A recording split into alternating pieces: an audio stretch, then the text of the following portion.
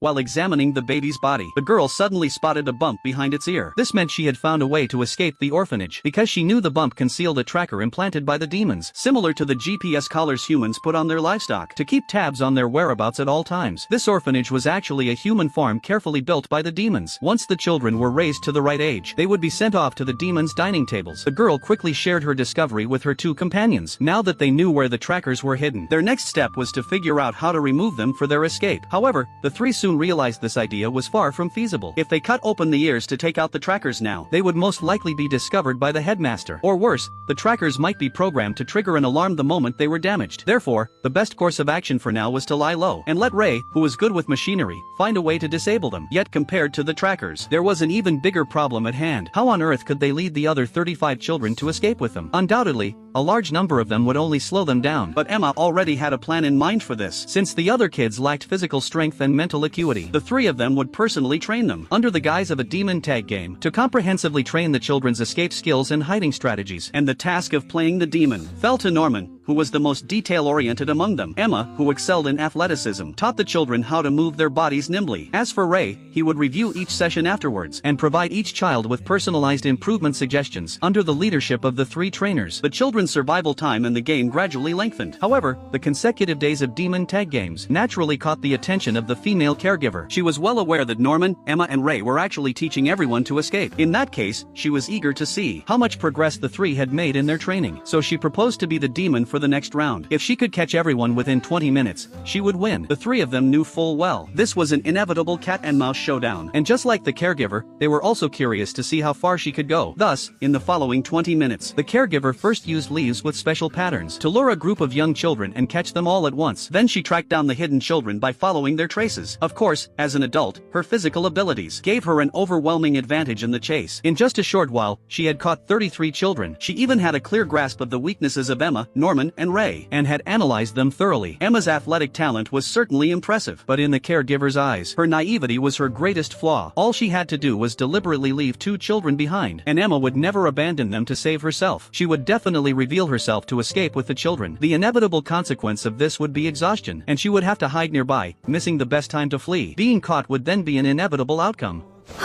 見つけた。